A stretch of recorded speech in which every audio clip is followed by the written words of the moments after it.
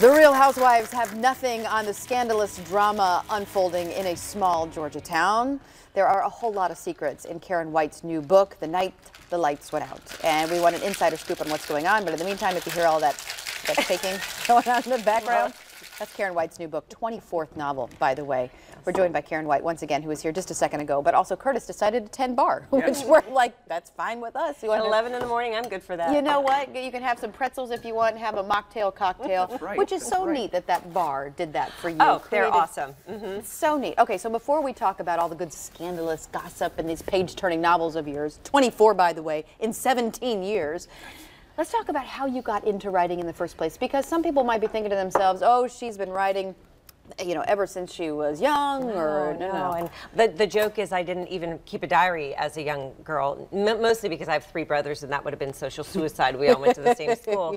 But I didn't even keep, the only thing I did keep was a journal to record what I wore each day, so I'd never repeat an outfit. But besides that, that was all the extracurricular writing I ever did. I did not enjoy writing. It was, and I didn't realize until I learned how to type, it was because my brain would be on chapter 3 was my handwriting, because these were back in the old days before laptops and word processors. My handwriting would only be on the first paragraph, and it was very frustrating. So when teachers said, you're so creative, you should write, I would be like, oh my gosh, I cannot imagine the torture of being a writer. I should have listened to myself. No, I'm very happy to be where I am, but it wasn't a plan of mine. It was not in the cards. It was not in the cards. I went to business school. Then I was a stay-at-home mom, and one day when my kids were sleeping, and you have to remember, I was a huge reader. You cannot be a writer without being a huge reader, and I've had my nose stuck in a book my entire life. And I just sort of like heard the ghosts of teachers pass saying, you should write, you should write. And this is while you're at home with your children. You didn't leave the workforce to go write. You stay home with your children. Exactly. Totally my kids came boom, boom, 21 months apart. And then you're like, what hit you? Like, I should write. I had read Diana Gabaldon's Outlander series, and it gave me a book hangover where I couldn't pick up another book to read because I was still stuck in that, 19th century Scotland, and I just I tried to get into another book, but I was still living in that book, and I said, well, my gosh, I can't read. I might as well just sit down and write my own book. And I had absolutely no aspirations.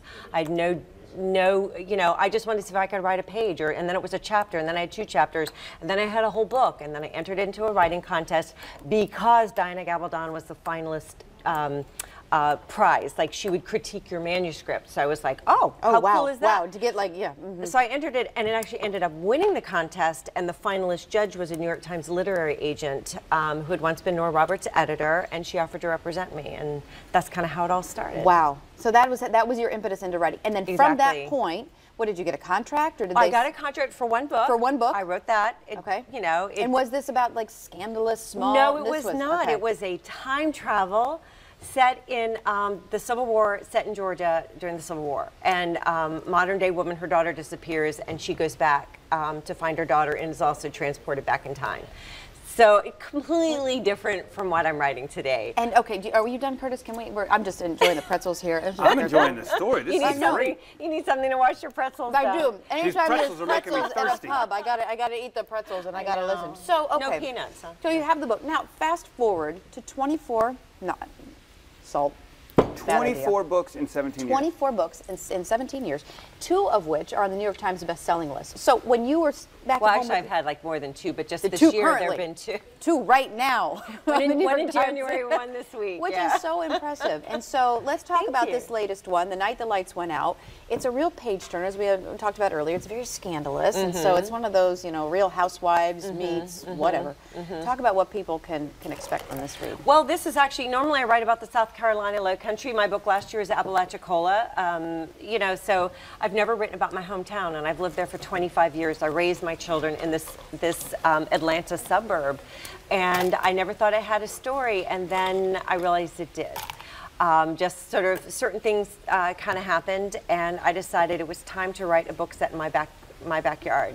And these are fictitious characters, though. You're not writing about your neighbors, though. Okay. Well, no, I'm not. No. The names are changed to protect the innocent? And the not so Right. innocent. No. Right. No, I mean, you got to have a little bit of inspiration, a little hit, and then you exaggerate it, right? Yeah. And it's none of it's mean-spirited. There's only, gentle ribbing.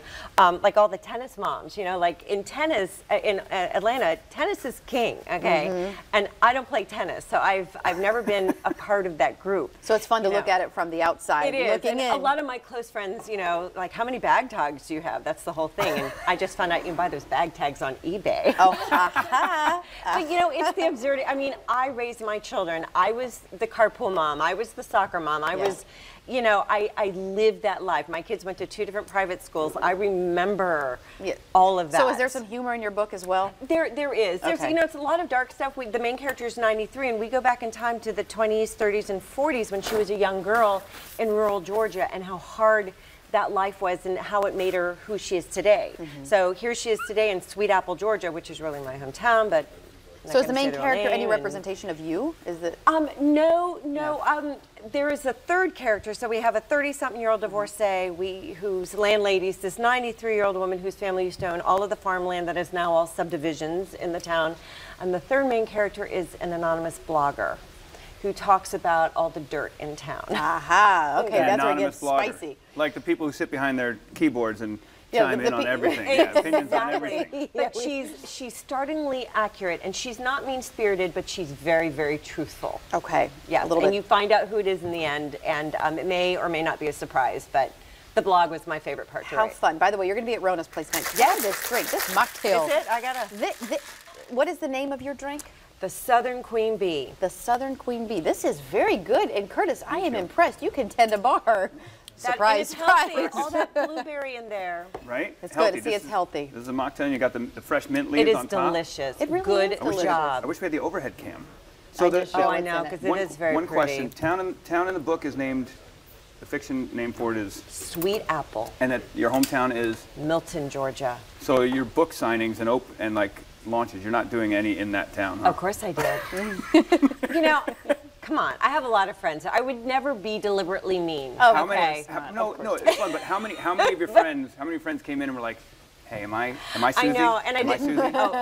Susie?" And my Pilates trainers, I named them in the book because they're Pilates trainers in the book. They're like, "Oh, thank you." Right. So How fun. How neat. How neat. So tonight you're going to be at Rona's place. it's 7 with- o'clock right, in Neptune Beach. at the bookmark. So people can come out, meet you, ask questions about the book, get a Absolutely, sign. get a signed copy. And books make lovely, signed books make lovely gifts because they're rectangular Yes. and easy to wrap. That is good. For people like Curtis, our Virginia Tech friend back here, that's good. You can probably wrap. Yeah. Is there a pop-up version? Oh, wow. Wow. Or a cartoon. Maybe you should wait for the Love cartoon that. version to come out. Picture. Yeah. Love that stuff. So good to see you. Thanks for being Thanks for here. having me Fantastic back. interview. We And really enjoyed awesome it. drink. Thank you. I know. I am Cheers. very impressed, Curtis. You did all right back there. Thank you. Okay. Hey, Coming You up. learned something. in Another New York Times bestseller. It's currently on the New York Times bestselling list. No big Okay. deal.